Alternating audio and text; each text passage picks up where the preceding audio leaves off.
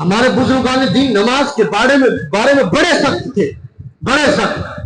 حضرت شیخ عبد القادر جیلانی جنہیں پیران پیر کہا جاتا ہے، پیروں کا بھی پیر ہے، اور آج چاند کی 10 تاریخ ہے اور کل 11 تاریخ کو بڑی 11ویں شریف ہے۔ سبھی احباب جو ہے 11ویں شریف کو فاتحہ کا اہتمام کرے۔ مجھے یاد آ گئی حضرت پیران پیر عبد القادر جیلانی رضی اللہ تعالیٰ کے نام سے۔ حضرت شیخ عبد القادر جیلانی رضی اللہ تعالیٰ فرماتے ہیں کہ اگر کوئی مسلمان اور وہ نماز نہ پڑھتا ہو اور وہ مر جائے، وہ گزر جائے، حضرت شیخ عبد القادر جیلانی فرماتے ہیں کہ اس کو مسلمانوں کے قبرستان میں بھی دفن نہ کیا جائے۔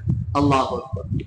ہمارے بزرگان دین، میں کسی ارے گرے کی بات نہیں کر رہا ہوں، یہ ولیوں کے بھی ولی جنہیں پیران پیر کہا جاتا ہے، شیخ عبد القادر جیلانی رضی اللہ تعالیٰ وہ کہہ رہے ہیں کہ اگر کوئی بے نمازی گزر جائے تو اسے مسلمانوں کے قبرستان میں دفن نہ کرو، اسے دوسری جگہ دفن کرو۔ اللہ اکبر۔ آج اب ہمارے اوپر بات آتی ہے، ہم نماز نہیں پڑھ رہے، پھر ہمیں کس جگہ پھینکا جائے گا؟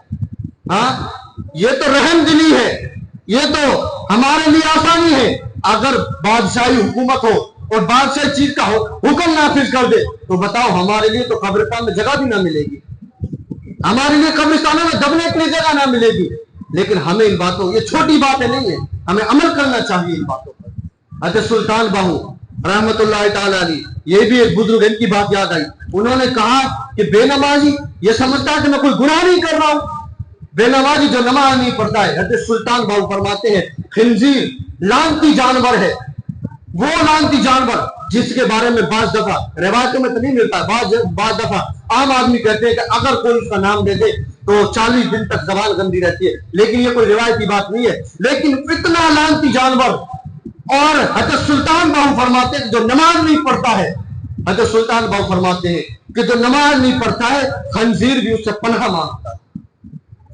خنزیر سور جسے بولا جاتا ہے، وہ تو ایک لعنتی جانور ہے، کیچڑ کھانے والا، حرام کھانے والا جانور، وہ جانور وہ اس سے پناہ مانگتا ہے، کس سے؟ کہ جو آدمی نماز نہیں پڑھتا ہے۔ اللہ اکبر۔ تو پھر سوچیں کہ جب ایسا جانور پناہ مانگ رہا ہے، کیا جس دھرتی پر ہم چلتے ہوں گے وہ دھرتی پناہ نہ مانگتی ہوگی؟ جس بستر میں ہم لیٹتے ہوں گے وہ بستر پناہ نہ مانگتا ہوگا؟ جس آسمان کے نیچے ہم سانس لے رہے ہیں، کیا وہ آسمان وہ پناہ نہ مانگتا ہوگا کہ اللہ تبارک و تعالیٰ بے نمازی ہمارے اوپر چل رہا ہے؟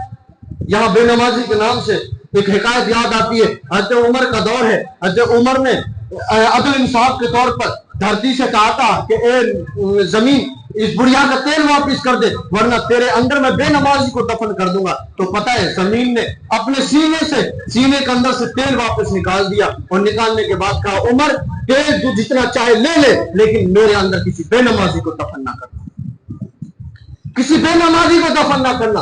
زمین پناہ مانگتی ہے۔ اللہ اکبر۔ لیکن ہم پھر بھی کوئی اثر نہیں باتوں پر۔ ایک اور قول یاد آتا ہے، حضرت شیخ سعدی سراجی رحمت اللہ تعالی علیہ، بڑا مشہور بزرگ ہیں کہ جن کی فارسی میں 2 بہت بڑی مشہور کتابیں ہیں، جو وہ فرماتے ہیں کہ اگر کوئی بے نمازی ہو اور وہ تم سے قرض مانگے تو اس کو قرض نہ دو۔ یہ کون فرما رہے ہیں؟ شیخ سعدی فرما رہے ہیں کوئی نماز نہ پڑھتا ہو، وہ تم سے قرض مانگے، قرض نہ دو۔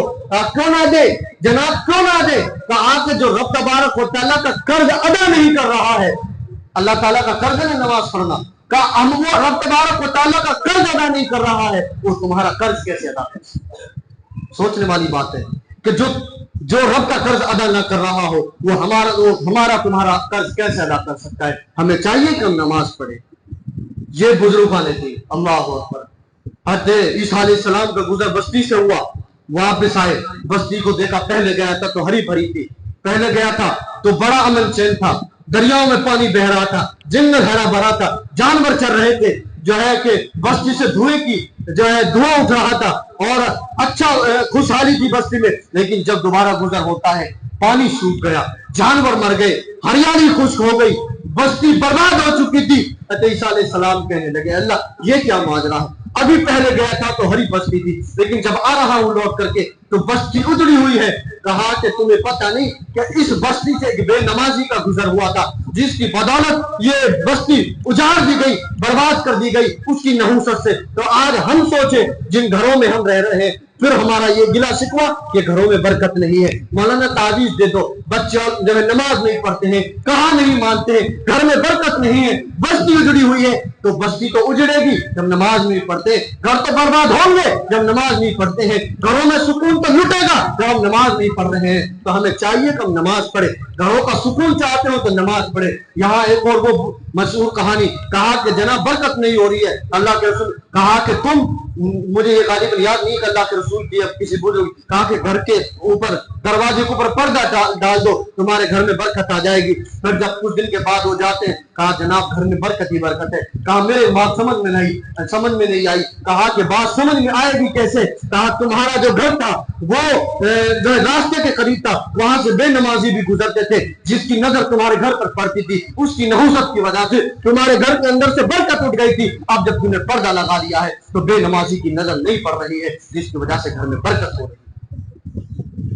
हमारे घर में 5, 6, 7 आदमी हो, नमाज नहीं पढ़ते, 1, 2 आदमी नमाज पढ़ते हैं और फिर इस बात का गिला शिकवा के घरों में बरकत नहीं, और जो है मुसलमानों पर जुल्म जबर है और मुसलमान परेशान है और मुसलमानों पर तरह तरह के जुल्म और परेशान किए जा रहे हैं। तो उसकी वजह से यही है कि हम रब को राजी नहीं कर रहे हैं, रब से हमारा ताल्लुक मजबूत नहीं है। अगर रब से हमारा ताल्लुक मजबूत हो जाएगा तो हम दुनिया में भी कामयाब हो जाएंगे और आखिरत में भी कामयाब हो जाएंगे। अल्लाह ताला से दुआ है रब करीम सुनने से ज्यादा अमल करने की तौफीक अता फरमाए। वमा अलैना इल्लल बलाग। अस्सलामु अलैकुम व रहमतुल्लाह।